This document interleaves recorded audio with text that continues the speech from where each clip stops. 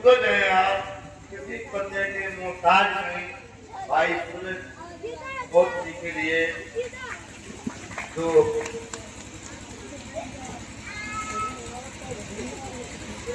नमो बुद्धाय। आज बुद्ध विहार का भागी हुआ है कि सब लोग बोलो नमो बुद्धाय। मुझे में विचल और आज की बहन जो बधाई के हर घर की बेटी हो, किसी ने चाय चलाया हो, रोटी खिलाई होगी, कितना प्यार दिया ऐसे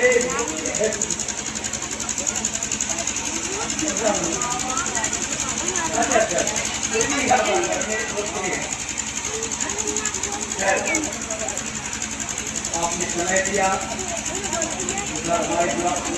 बच्चों उसके साथ हमारे भारतीय सरकारी यूनियन के बड़े पदाधिकारी लोग और बहुत सारी संस्थाओं के लोग भी हैं। इसके साथ साथ तपस्वी, विपक्षी, गृहस्थ, नेता, राजनेता, पत्रकार, बच्चे, पूरा संपूर्ण समाज के लोग और आप सबकी अगुवाई में आप सबके बहुत अच्छी उपस्थिति में इस बुद्ध विहार का उद्घाटन हुआ।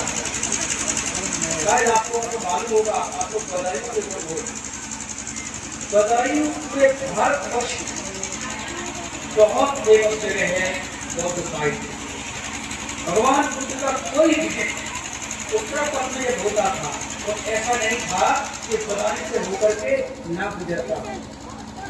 इसलिए वहीं से इसका भारत में बिहार से जाते, बिहार से के बाद दूसरे नंबर पर जो बिहार थे वो बदायूं के जमीन थे। इसलिए आपको बहुत महत्व है और मुझे लगता है कि गाँव भी बहुत पुराना रहा होगा। भगवान बुद्ध का संघ 1200 ईस्वी तक रहा और निश्चित ही इस गांव के अगल बगल में कुछ लोग भोजन यापन करने आते होंगे, भिक्षा यापन करने आते होंगे। उस समय का बीज आज भी आपके इस गांव के लोगों के मन में है। उसी बीच एक व्यक्ति गौरव नाम का लड़का निकला, कोई मुलाकात नहीं थी, कैसे कैसे दोस्तों के साथ बाइक से मिला, फिर वो गोपिया में जाकर के 20 दिन का सेवा दिया। बहुत बड़ा कार्यक्रम था दिसंबर में, बहन जी भी गई थी उसमें। वहाँ से उसका मन बना कि मैं भी अपने गाँव में बिहार बनाऊँ। एक कड़ी मेहनत से उसने वहाँ से मूर्ति साफ की, फिर वो मूर्ति गोपिया से लेकर चंदिका आई, चंदिका से फिर वो मूर्ति यहाँ आई। यहाँ आकर के कितने उत्साह आप लोगों ने आज बिहार का उद्घाटन किया, तो कितना एफर्ट लगा है। इसलिए मैं एक प्रश्न आपसे पूछता हूँ, कितने लोग बनते लोग आए हैं, व्यक्ति आए हैं, जिला प्रमुख साहब आए हैं, भाई लोग सब आए हैं। यदि आप लोग बैठने के लिए व्यवस्था ना करते हैं तो हम लोग के मन में क्या होगा? चलो ठीक है, यदि इसके बाद आप हम लोगों को पानी पीने के लिए नहीं पूछते तो हम लोगों के मन में क्या होगा? आप हम लोगों का मान सम्मान नहीं करते तो आप लोग हमारे लोगों के मन में क्या होगा? ठीक तुम्हारे लिए बुरा शब्द होगा, अशुभ सोचते तुम्हारे लिए। ठीक वैसे ही भगवान को है। आप जब तक अपने गांव में लाए नहीं तब तक कोई चिंता नहीं, और जब इस मेहमान को बुला लिया है तो क्या करना चाहिए? उसका सम्मान करो, उसकी सेवा करो, उसका आदर करो और उसकी बात को भी मानो। इसलिए फिर नहीं मानोगे तो क्या होगा? वही होगा जो पहले बता चुका कि आपके प्रति उनका अच्छा मन नहीं होगा। इसलिए भगवान बुद्ध एक कुछ भी देने वाले नहीं है, और देंगे उसी को जो इनसे लेगा। इसके माध्यम से शिक्षा की बात है। बुद्ध की शिक्षा नहीं मानी तुमने, उनको खीर भी खिलाई, उनको अगरबत्ती लगाया, मोमबत्ती जलाया, लड्डू खिलाया, पूरी खिलाई, उनकी पूजा करी, सब कुछ किया, लेकिन उनकी शिक्षा का पालन नहीं किया। कहने का मतलब ये है कि यदि आप अपने घर में इस तरह के देवों का सम्मान करोगे और उनकी वाणी पालन करोगे तो निश्चित ही आपके दिन बदलेंगे। आप अच्छे रास्ते को कुशल मार्ग पर जाओगे, जैसा भगवान हरिभंते जी ने कहा। तो इस तरह के बिहारों में जाने से, मंदिरों में जाने से, मस्जिदों में जाने से क्या मिलता है? 3 चीज मिलती है। एक दार्शनिक ने कहा 3 चीज। तो 3 चीज कौन सी मिलती है? पहला मिलता है सेवा का भाव। जब किसी मंदिर में जाओगे, बिहार में आओगे तो गंदा होगा तो आपके मन में लगेगा लाभ हम थोड़ा सा घर में लगा देंगे। उसमें ज्यादा लगा होगा तो आप सोचोगे लाभ इसको हम जो है इसको साफ कर देंगे।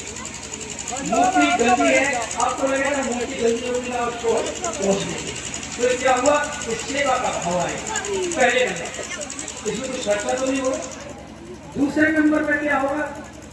लगेगा आपको या दान पाप रखना है, हम भी थोड़ा दान दें और लोग आपके यहाँ दान देंगे तो आप कुछ न कुछ इसमें दान दोगे। या मन में ही आएगा तो अगली बार हम आएंगे तो जरूर कुछ दान यहाँ देंगे। तो काय का भाव पैदा होगा? दान का भाव। उसके बाद क्या होगा? जब पहुँच गए तो आपके कोई भाव आ गया, तब आपने देखा कोई यहाँ है, कोई सन्यासी मिलेगा, कोई भक्ति जी मिलेगा, तो आप उसकी चर्चा करोगे। तो चर्चा करोगे तो सन्यासी क्या कहेगा, तो भक्ति जी क्या कहेगा? देखो भगवान की किसी ये शिक्षा है, भगवान ने ऐसा कहा कि एक ऐसा करो, ऐसा मत करो। तो उससे क्या मिलेगा? ज्ञान मिलेगा। पहले आपको सेवा का भाव मिलेगा, दूसरे नंबर पे आपका दान का भाव मिलेगा, तीसरे नंबर पर आपको ज्ञान मिलेगा। इसलिए बिहारों में जाकर के लोगों को अपना समय थोड़ा समय देना चाहिए। स्पेशली जो माँ बहनें आई हैं, मैं इनसे निवेदन करता हूँ कि जैसे कभी भक्ति जी ने कहा कि जब कोई इधर से आएगा तो भगवान को दर्शन करके निकलेगा, जब कोई किसके साथ से आएगा तभी दर्शन करके निकलेगा। तो कितनी अच्छी जगह पर आप लोगों ने इस बिहार की स्थापना करी है।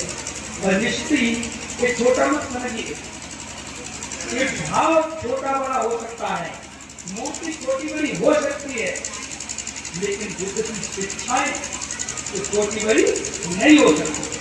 और आपके लिए उपयोगी क्या है? शिक्षाएं। और शिक्षाओं का पालन करिए। निश्चित ही शिक्षाओं के कारण ही भारत ये देश, भारत की पूरी विश्व में ये देश विश्व गुरु कहलाया। किसके कारण? बुद्ध की शिक्षाओं के कारण। आज हमारे माननीय प्रधानमंत्री पूरी दुनिया में जाकर बुद्ध की बात कहते हैं, बुद्ध ने करुणा, मैत्री, शांति का भाव दिया है, तो युद्ध नहीं किए तो आज युद्ध की स्थिति है।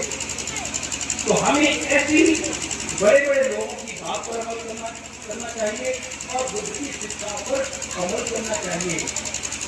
यदि हम ऐसा करते हैं तो निश्चित ही हम क्रोध की तरफ नहीं जाएंगे, हम हिंसा की तरफ नहीं जाएंगे, भयभ्रष्टा की तरफ नहीं जाएंगे, एक दूसरे से द्वेष नहीं रखेंगे। जब द्वेष नहीं रखेंगे तो कल्पना करिए कि आपके आज से इस गांव में कोई व्यक्ति एक दूसरे से द्वेष न करे, ईर्ष्या न करे, झूठ ना बोले, चोरी का भाव खत्म कर दे, दुराचार का भाव खत्म कर दे, दारू पीना खत्म कर दे, तो ये गाँव कैसा हो जाएगा?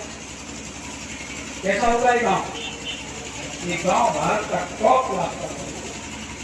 यदि एकमात्र भाव आने से कुछ खर्चा नहीं है इसमें। यदि आज की स्थिति आप लोग देख रहे हैं तो सिर्फ बुद्ध की शिक्षाएं हैं जो लोगों को, बच्चों को, बूढ़ों को संस्कार दे सकते हैं। अगर संस्कार नहीं दिया तो निश्चित ही धीरे धीरे धीरे धीरे क्या हो रहा है कि आने वाली पीढ़ी खोखली होती जा रही है। हम विभिन्न तरह की चीजों में, विभिन्न तरह के विश्वास में पढ़ते चले आ रहे हैं और ऐसे विश्वासों में पढ़ने के बाद निश्चित हम आदमी से दूर होते चले जा रहे हैं। इसलिए हमें करना क्या है? करना जैसे भंते जी ने कहा कि अभी क्रोध पैदा हो रहा है। क्रोध क्यों पैदा हो रहा है? इसके मूल में जाने की आवश्यकता है। इसको सोचने की आवश्यकता है। हम एक साथ नहीं बैठते हैं, एक साथ कभी आते जाते नहीं है। अभी बहन जी कह रही थी कि आपस में ऐसा चलना है, आपस में ऐसा चला। कपिल वस्तु और वहाँ पे देख रहे थे लोग लड़ते थे। लड़ाई का क्रम है, लड़ाई का कोई एक अंत है, लेकिन करुणा मैत्री का कोई अंत नहीं है, लिमिट है। आप लड़ाइयाँ करोगे तो लड़ाई करते करते करते कहाँ तक पहुँचोगे? मौत हो सकती है, और मौत के बाद क्या है? अंत है। इसलिए इस तरह की वैमनस्यताएं खत्म होनी चाहिए। भगवान बुद्ध ने एक छोटा सा उदाहरण देता हूँ। एक मिनट भगवान बुद्ध गुस्सा में गए, भगवान बुद्ध खड़े हो गए और किसान ऐसे ही अपने कुछ बोलने लगा भगवान बुद्ध को, उल्टी सीधी बातें बोलने लगा, कैसा मोटर करता है, नया है और ये है वो है, तुम ही कहो भाग जाके इधर आ गए हो। बड़ा उसने गाली दिया। तो भगवान को एक बात हो गई। अच्छा, वहाँ पर उन्होंने ना तो प्रत्युत्तर में उनको गाली के बदले में गाली थी, ना उसको गुस्सा किया, या चेहरे पर गुस्सा का भाव रखा। उसके बाद वो थोड़ी देर बाद वो किसान थोड़ा सा दिमाग में आता है, वो कहता है कैसा नहीं था, हमसे ज्यादा ताकतवर लग रहा था, तगड़ा भी था, तेज भी था, चाहता तो हमें जवाब भी दे सकता था, लेकिन हमें इससे जवाब क्यों नहीं दिया? ये हम पर गुस्सा क्यों नहीं आया? तो उससे बेचैनी होने लगी उसकी मन में। उसने कहा मैं उसका पीछा करता हूँ, कहाँ गया, जाके देखता। तो भगवान थोड़े आगे चल करके आमद वन में बैठ करके दो बैठा भोजन करके बैठे हुए थे। वो जा करके भगवान से हाथ जोड़ करके बोला, ये बताओ सन्यासी, मैंने तो तुमको इतनी गाली बनी, मैं तो तुमको गुस्सा दिखाया, मैं तो तुमको कोप दिखाया, लेकिन तुमने तनिक मात्र भी मेरे ऊपर कोप क्यों नहीं किया? मेरी गुस्सा वाली बातों का जवाब गुस्से में क्यों नहीं दिया? तो भगवान को क्या तुम्हारे घर में कभी कोई रिश्तेदार आता है, जो आता है क्यों क्या बात खाते ही रहते हैं, कोई न कोई गिफ्ट लाते होंगे, खाते ही रहते हैं, कोई मिठाई लाता है, कुछ लाता है। तो जब कोई गेस्ट तुम्हारा मिठाई लेके आता है और तुम जब इसको लेते नहीं हो तो कहाँ जाती है? तो कहाँ जाएगी? जब हम नहीं लेते तो उसी की रहती है। तो ऐसे तुमने मुझे गाली दी, तुमने मेरे को क्रोध किया, तो किसके साथ रह गया? तो लेने वाला ले ही नहीं रहा, देते रहे। ठीक है, ऐसा भाव बनाइए। आपको कोई गाली दे रहा है, आपको कोई क्रोध कर रहा है, आप करिए मत। क्योंकि बहुत इतिहास भरा पड़ा है ऐसी चीजों से। जो झगड़े में पड़ा वो मिट गया और झगड़े से बाहर चला गया, वो आगे बढ़ता चला। बताइए कि मैं बात पिछले 15 साल का आंकड़ा बता रहा हूँ। सबसे ज्यादा संख्या में अगर कोई जाने वाले हैं, सबसे ज्यादा युवाओं का मूवमेंट है तो बुराई के यूथ का मूवमेंट है, बहुत ज्यादा यही है। लेकिन अब आवश्यकता है बुद्ध की शिक्षा को अपने चित्त में डालने की। यदि आप भगवान बुद्ध की शिक्षाओं को चित्त में नहीं डालिएगा और व्यवहार में दैनिक व्यवहार में नहीं डालिएगा तो कितना बड़ी मूर्ति भी लगाओ, कितना बड़ा मंदिर बनाओ, कोई नहीं। इसलिए आप सब लोग धन्यवाद के साथ हो। मैं पुनः धन्यवाद देता हूँ अपने भाई लोगों को, विभाजन से अलग अलग पार्टियों से, अलग अलग संगठनों से, घंटे लोग अलग अलग बिहारों से आए हैं। बहुत बहुत धन्यवाद। और हम आप लोग सबको आमंत्रित करते हैं कि समय मिलने पर आप सभी साथ भाई जरूर आइएगा। और माँ बहनों को मैं आप लोगों से निवेदन करता हूँ, थोड़ा मेरी बात सुन लीजिए, आप ही के लिए स्पेशल, कि आज तक हम इतने लोग मिलकर भगवान बुद्ध को यहाँ स्थापित करवा दिए, और कल से आप लोग क्या करिएगा बताओ? कल से आप लोग डेली दिन में एक बार जरूर खेत से आ रहे हो, चलो खेत से आ रहे हो, खेत से आ रहे हो उधर कहीं फूल मिल जाए, तुम लोग भगवान को तुम्हारे घर में अगरबत्ती मोमबत्ती है तो सुबह शाम कभी आगे लगा देना। पर दिन नगर पर को देख सकते नहीं पर आ रहा जरूर करना। अगर आप ऐसा करते हो तो निश्चित ही फिर बाद में दत्ते जी को बुलाना, दत्ते जी को बुला करके आप प्रवचन करवाना, और प्रवचन में तब इनकी शिक्षा सुनना कि हमें दैनिक जीवन में हमें किस तरह से भगवान की शिक्षा का पालन करना चाहिए और किस तरह से हम अपनी दरिद्रता को, अपनी गरीबी को, अपनी अशिक्षा को, अपने द्वेष को, अपने क्रोध को, अपने संस्कार हम कैसे बदल सकते हैं। वही एक बुद्ध ही है जो दुनिया को क्रांति से उठा करके शांति की तरफ ले गया। बहुत बहुत धन्यवाद सभी आयोजकों को, स्पेशल करके गौरव और उनकी टीम को, उन्होंने इतना बड़ा कार्यक्रम किया और इस इलाके का इतिहास बदलने की कोशिश की। तो भाई गौरव के लिए मैं एक छोटी सी गिफ्ट लाया हूँ।